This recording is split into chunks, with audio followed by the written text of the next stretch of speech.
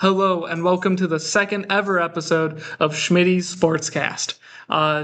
Just like last week, we have another guest on here this week telling you pretty much all about their story and all about their life. This week, thrilled to have EIU men's soccer player Casey Welage. Casey Welage, yes, sir. Well, thank you so much for coming on, and might as well just start off like how we always do. Where were you born and raised? Oh, well, first off, thank you for having me out. This is an awesome opportunity. Second, I was born and raised in a town in the suburbs of Cincinnati called Liberty Township, Ohio. It's about 25 minutes north of downtown. So, we're not too far, but, we're close enough where I can call it Cincinnati, I think. So kind of like how I'm from Schaumburg, Illinois, which is about 30 minutes from Chicago. So I'll just say I'm from Chicago. Absolutely, exactly. What was it like living in Ohio? It was great. I love my town. I want to live there the rest of my life. It was great. Soccer was getting very popular as I was growing up, and I kind of fell in love with it at a young age, and been playing my whole life at this point. So, hoping to keep it going as long as possible. But yeah, it was great. Not the biggest town, but not the smallest either. So you get kind of that big town feel, but a lot of people know each other, so you get that aspect to it too. I was just gonna ask then with soccer, when did you start playing? When did you really fall in love with the sport? Yeah. So I started playing probably about 2 years old. My older cousins actually played soccer, and I kind of looked up to them at that age, and they played soccer, so I wanted to play soccer, and I really fell in love with it probably about 5 or 6. When I got, I don't know what grade that is, kindergarten, first grade, Yeah. A few years before that, whatever. But that's really when my love took off for the game. And then, did you play any club teams when you were a kid, or just like rec league? Or? Yeah, so my first few years I played soccer, pretty traditional. And then once you get to U8, you can finally join the club team in our area, which is called Cincinnati United. So you got to play through Cincinnati United, U8 through U10, and then once you hit U11, you got to go to Cincinnati United Premier, which was kind of a step up from Cincinnati United. And it was a really big deal being a part of that club in Cincinnati. One of the best in the nation, when we were playing, and I'm sure it's still doing very well. I just haven't kept up much with it. And then, what did you learn from that? I mean, you're saying it's one of the best in the nation. I mean, I would figure it helped you grow a lot. Yeah. At a young age, I was already used to traveling and having to do school at the same time. So playing that high-level club ball of, being gone for a weekend, missing a few days of school, and having to play catch-up a little bit, that's definitely helped me transition into college, where we are gone for, 5 days at a time, and, you are catching up with class and stuff like that. But yeah, time organization, that sort of thing, it helped. And, my coaches taught me a lot. We had a lot of high-level coaches that they played professionally. They played at the collegiate levels, which was all of our goals. And they helped us, the whole way through, getting recruited. I had one coach who was a strength coach, and, he got us in the gym, which, not a lot of clubs in the area did. It was awesome. And, I was very grateful for my experience and my club coaches. And I'm still very in touch with a few of them, which is great to always have that relationship still going, and, that it is bigger than just soccer. So. And then, did you play any other sports as a kid, or was it just soccer? I played 1 year of baseball when I was 10. My mom always says I was really good, but, soccer was the better route for me in that way. And then, did you play in high school as well? Yeah, so I did 2 years at my local public school called Lakota East High School. And then I transferred after my sophomore season to play with my little brother, who was going to be a freshman at the time. He was going to a school called Archbishop Moeller. And when he got into high school, I transferred over there so we'd be able to play on the same team, which we got to do, which was great. But I finished my 2 years at Archbishop Moeller. But yeah, they were both great experiences. Had a ton of fun with both teams, and still in talks with those guys every single day. Love those guys, and a lot of them are still playing collegiately. So we had a really good team. And then what was that team like when you were able to play with your little brother? Because I feel like that's got to be really cool. Yeah, it was awesome. He's one of my best friends. I love my little brother, and being able to share the same field with him, it was a really cool experience. Looking over and seeing him across the field and being able to pass it to him, it's something that a lot of siblings can dream of. And being able to just say I got to, it's a really big deal and very important for me. And then soccer kind of as a whole is turning more into where kids are mostly doing club play and not high school play. You sound like you kind of did a mix of both, kind of woven into that, whether not sticking with one or the other kind of. Yeah, so with my club, I wasn't in an academy. So a lot of times it's MLS Next Academies, or before that it was the DA. With just club and playing in what was called National League, it was you were able to play. That was in the spring, and then high school was in the fall. So in the fall I would play high school ball, and then in the spring was with club. Okay. Just because I know I have a couple friends that have they don't even play high school. They just focused on their own club national team or whatever. And focused on that. Yeah, it's becoming a More popular, which it's kind of sad because playing high school soccer is so much fun. We had rivalry games, and we would get, the one game there was probably 1,000-something people there, and just playing in that atmosphere at 17, 18 years old before you get into college it's awesome. And the younger kids, like the freshmen, looking into that and being like, wow, this is awesome. And it's great. It was a lot of fun, and just so many people being there. It was one of my favorite experiences ever. Cool. And then from there, obviously now at Eastern, how did this come to be? Yeah, so I got recruited by a coach named Ronnie Bawimboe. So he recruited me here from club when I was playing with Cincinnati United Premier. He recruited me here along with actually 4 of my club teammates. They were a year older than me, and then I came the next year. But I never got to play for Ronnie as he left for Northern Illinois. And then I had Joshua Oakley my freshman year, and then now Hui. So the recruiting process with Ronnie was fun. I was very excited for everything that him and I had talked about, and obviously I was pretty bummed when I got the call that he was leaving. And luckily I'm still kind of in touch with him today.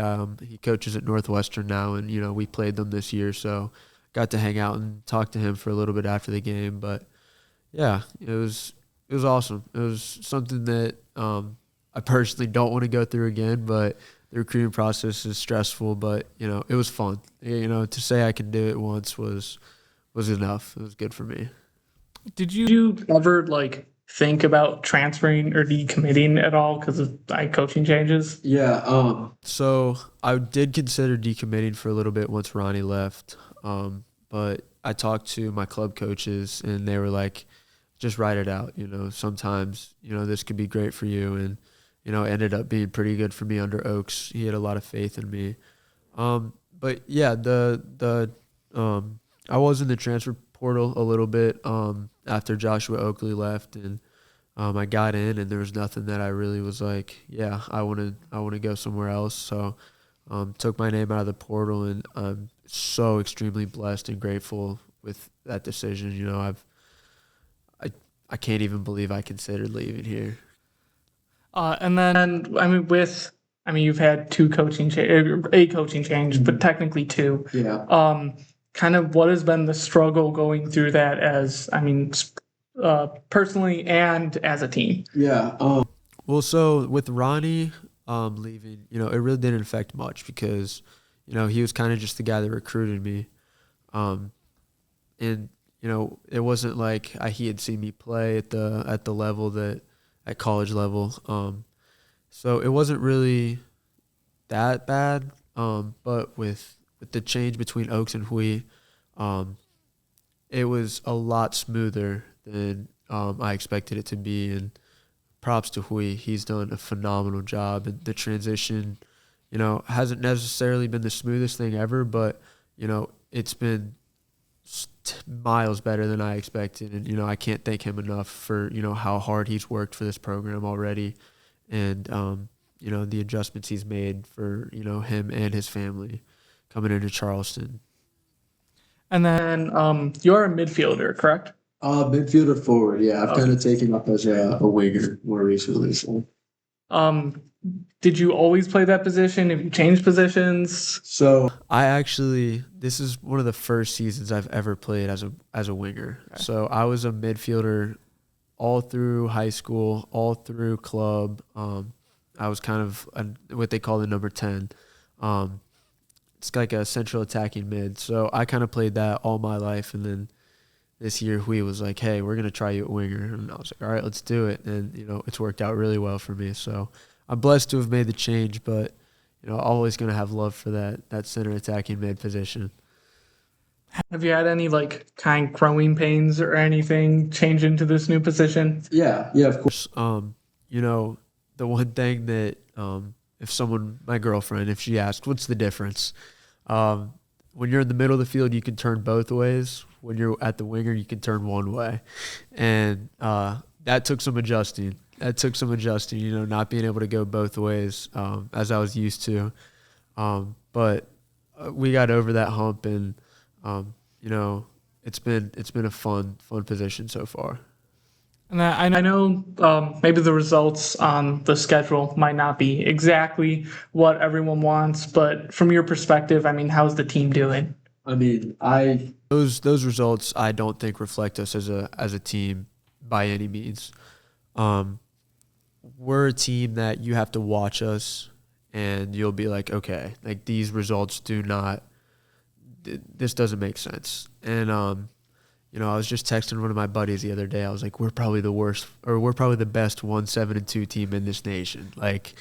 The way we play is unreal, and we've just gotten really, really unlucky. And we've just beaten ourselves a few times. And I don't think the results have nothing to do with the strength of this team, because we know what we're capable of. And we had a very dominant performance over the weekend, and that's something that we think we can continue carrying into conference play. Very confident in this group. And then now kind of shifting gears a little bit.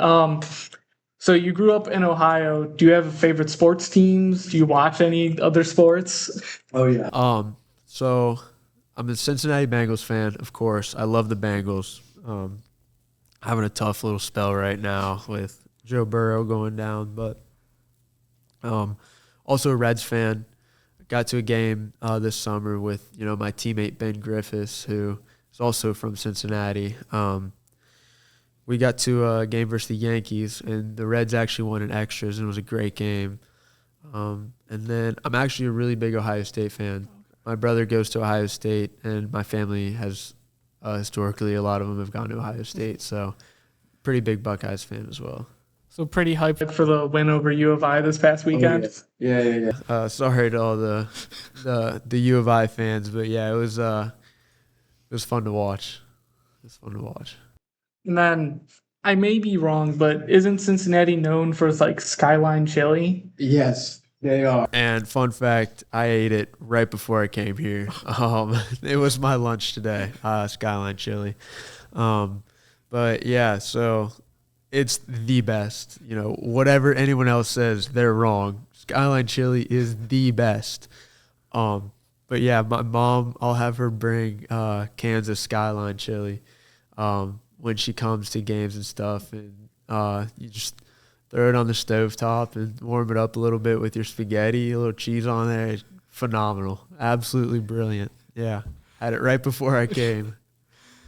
I feel like that's going to be the most controversial take on this podcast. Absolutely. Absolutely. I got I was in a sales competition last week or whatever, and one of the guys that was helping us out was like, we could talk about how bad the Skyline Chili. I know. It's the best. It's the best. Very defensive of that. Yeah, I will die on that. Hill. I will die on that hill. The Skyline Chili is the best. Is there any other Cincinnati things that you're very like defendant of, I guess? I mean, that before the season kicks off, the Reds are always going to win the World Series. The Bengals are always going to win the Super Bowl. Yeah. That. Nothing else. Oh, Kings Island's the best amusement park, and it's better than Six Flags. Wow. That's what I will die on that too. Kings Island is the best amusement park. That's in crazy. America. Have you ever been to the Six Flags Great America? I've not. It's No. It's really good. Yeah. It's north of Chicago. It's considered one of the better Six Flags. I bet a lot of them probably are, but no. If up to me, no, absolutely not. Fair. Do you have any like favorite movies or hobbies or anything else? I really like to golf in my free time. I'm not really a big movie guy. Step Brothers, though, that's a great movie. That's one of my favorites for sure. But yeah, golf is what I try to do in my free time. I'll try to go to the driving range once or twice a week. When did you start golfing? My senior year of high school, actually. My dad one day was just like, let's go to the driving range. I was like, all right. And then, golf, if you're familiar with golf, you'll hit a few, and then it'll draw you back every single time. And then, yeah, I just spent my past summers doing that now, so. You any good at it, or? I'm getting better. Okay. Yeah, I'm in the middle of a grip change right now, so we're working that one out, and then we'll be back on the course shortly. Yeah, golf is such a hard sport. it is so hard. I like to say it's relaxing for me to get my mind off soccer, but it makes me just as upset. It gets me just as mad. And then now going back to soccer, at the midfield position, would you say it's a pretty difficult position? Would you say it's one of the easier ones? Like, Yeah, I I mean, don't think there's an easy position in soccer. I think each one has its positives and negatives. It's tough to be in the midfield because it is very it can be very crowded, and having to play under a lot of pressure with at times 4 guys around you, guys on your back and then guys running at you. It can be a little bit scary, but throughout the years, you're kind of taught composure, and your mind kind of settles down a little bit once you build up confidence, and running off that confidence, you calm down and you're able to, okay, I know I can make this pass, so you make the pass, and I know I can turn, so you turn. So things like that have built up over time and strengthened not just the physical side of things, but also the mental side of things that calms you down. And it helps. Yeah, it helps. and then I feel like soccer is still kind of a newer sport for American audiences. What would you say is like the biggest role for the midfielder? Like, what would be your main job? The best way to describe it is to connect the defense or the defenders to the attackers, from getting to the final third, or from the back third to the front third, being that connection between the team, and that's really the main goal, is being that middleman almost, as the midfield. And I know soccer can be a mental game as much as it's a physical game. Is there any like stretch of time where you've kind of like, especially when you're 1-7-2, is there any like kind of mental things going on in there that you have to like keep out? Yeah, Of course. And, the way that you can get around that is you can just stand in the locker room, look around at the guys that are with you, and, you got to do it for them. You got to do it for the people around you, but you also have to do it for yourself because you can't just allow yourself to get beat up every single time. And when you do get beat up, you got to stand right back up. It takes a lot, because sometimes it is really upsetting, and you feel really down about yourself and sometimes your own abilities. But when you look around the locker room, and you just understand the love that you have for the guys around you, and how much you care for them, and how bad you want to go and fight and win for them, and have the good times together of singing in the locker room and things like that. It's really important, and it really just brings you back every single day. Yeah, I mean that's got to always help, no matter what. Absolutely. And I feel like the mental game is one of the most underrated parts of all sports. 100%. Yeah, I think it's overlooked a lot. And we are, we have a great sports psych, and I've worked with her, Dr. Wall, and she's been such a big help to me. She's great to work with, and it's almost like therapy in a sense, and like you get to just go and you just get to talk to her about things, and it's really, really, really useful. And I've gained a lot of knowledge from her about how to calm myself down and things of that nature. And then before any games or like while you're on a bus, do you have any superstitions or stuff you do before the game? Not necessarily any superstitions, but I double sock. Okay. Every time. So I'll wear like an ankle sock and then like a no-show sock. Everyone thinks it's weird, but I mean I've been doing it for I have no idea how long, but I guess that's a superstition, as I can't play without two socks on. I mean, I feel like every time I talk to an athlete, they all have something they do, whether it's on their body or just something they listen to. Wrist tape. I do wrist tape. That's also been a thing I've done my whole life. So maybe the wrist tape and the socks gotta be it if I had to pick one. Just something like on your body, I guess. Not like you just need that there. Yeah. Well, that's about all the questions that I had kind of planned. Yeah, awesome. There is one question that I ask every single person at the end of the podcast. I don't know how well you'll be able to answer it because you said you weren't a movie guy. But the question is, if you could be any movie character, where you be that movie character and you're dropped right into the universe, who would you be? I really don't know. Oh, man. Is there like any movie universe you'd want to be in, or like even video game universe or something? I really don't. I really don't know. I don't know if I can answer that. I just don't know. I really don't watch movies. Like, I really don't. Yeah. And that's fair. Yeah. On the old podcast that I did a couple years ago, question I always asked was, if you could be a Disney princess, who could you be? And I tried to do movies to make it not as hard, because I feel like not everyone had a Disney princess. Yeah. No, I couldn't think of a Disney princess. No, I mean, I really can't think of one. Is there like a fantasy world? Like you want to be pirates, dragons, like something like that maybe you want to live in? Maybe dinosaurs. Okay. Maybe dinosaurs, but from a distance. Yeah, like from a very safe distance. I think like seeing a T-Rex or like whatever the flying velociraptors ever. Yeah, that'd be cool. Yeah, that would be cool, but from a very safe distance. Emphasis on that. Not like Jurassic World where they all get out and escape. No, I'm terrified of alligators. That's a little version of them. Little version of dinosaurs. Where did the scare of alligators come from? I have no idea.